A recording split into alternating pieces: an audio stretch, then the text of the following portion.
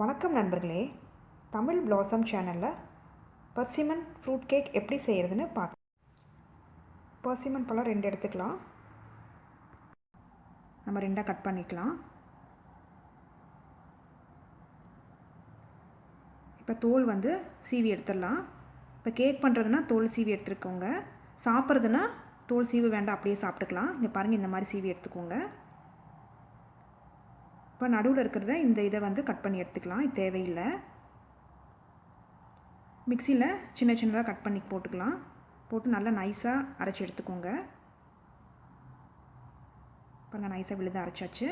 பவுலில் brown sugar 1/3 cup 80 ml, olive oil 1/4 cup 60 ml ஊற்றிக்கலாம். வெண்ணிலா essence 1 teaspoon ஊற்றி நல்லா கலக்கிக்கோங்க. கோதுமை மாவு 1/4 கப்பு, 250 ml கப் இருக்குது பார்த்திங்களா, அதுலேயும் 60 ml கப்புலேயும் நான் போட்டிருக்கேன். நீங்கள் கொஞ்சம் கொஞ்சமாக போட்டு கிளறிக்கோங்க. அப்போ தான் கட்டி இல்லாமல் நம்ம கிளற முடியும். நல்லா கலந்து விடுங்க. கொஞ்சம் கொஞ்சமாக போட்டுக்கோங்க. Baking powder 1 teaspoon, baking soda 1/4 teaspoon, lemon அரை லெமன் புழிஞ்சு விட்டுக்கலாம். நல்லா கலந்துக்கோங்க. இந்த ஸ்டேஜில் அரைச்சி வச்ச விழுதை ஊற்றிக்கலாம். இது கொஞ்சமாக நான் ஊற்றிருக்கேன், ஊற்றி கலந்துக்கோங்க. கட்டி இல்லாமல் கலந்துக்கோங்க. இப்போ மறுபடியும் மிச்சம் இருக்கிறதையும் ஊற்றி கட்டி இல்லாமல் நல்லா கலந்துக்கோங்க. இப்போ நல்லா கலந்துக்கோங்க. பீட்ரு இருந்தாலும் பீட்ரு வச்சு நீங்கள் கலந்துக்கோங்க. இப்போ கெட்டியாக இருக்குது. இதுக்கு பால் சேர்த்துக்கலாம். 1/4 டம்ளர் பால், காய்ச்சின பால்.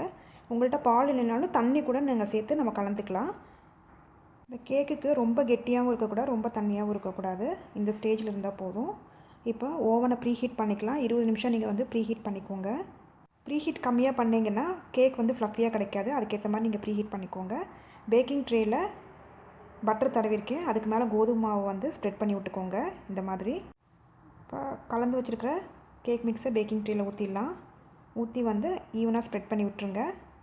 ஸ்ப்ரெட் பண்ணிவிட்டு நல்லா 2 டைம் தட்டுங்க. ஏர் பபிள்ஸ்லாம் ரிலீஸ் ஆகிடும். இப்போ ஆல்ரெடி ப்ரீஹீட் பண்ணியிருக்கிறேன் ஓவனை, அதுக்குள்ளே வச்சிடலாம். 30 நிமிஷம் வைங்க. கேக் ரெடி ஆகிடும். பாருங்கள், கேக் ரெடி ஆயிடுச்சு. இப்போ இந்த குச்சியால் குத்தி பாருங்கள், கேக் உள்ளே வெந்திருக்கா இல்லையான்னு தெரியும். கேக் மோல்டுலேருந்து கேக்கை வெளியில் எடுத்துடலாம். நம்ம ஓவன்லேருந்து எடுக்கிறதுக்கு முன்னாடி 10 நிமிஷம் அப்படியே விட்டுருங்க. கேக் வெந்துருச்சுன்னா 10 நிமிஷத்துக்கு அப்புறம் தான் எடுக்கணும். எடுத்து வெளியில் வச்சுட்டு அரை மணி நேரத்துக்கு அப்புறம் கேக்கை கட் பண்ணுங்கள். அப்போ தான் கேக் நல்லா வெந்திருக்கும். அப்படி இல்லைன்னா கொலன்னு இருக்கிற மாதிரி இருக்கும் உள்ள. பர்மிஷன் கேக் ரெடி ஆயிடுச்சு. இப்போ கட் பண்ணி எடுத்துக்கலாம். இந்த ரெசிபி செஞ்சு பார்த்துட்டு உங்களோட கமெண்ட்ஸ் என்னன்னு சொல்லுங்கள். பிடிச்சிருந்தால் லைக் பண்ணுங்கள், ஷேர் பண்ணுங்கள், சப்ஸ்கிரைப் பண்ணுங்கள்.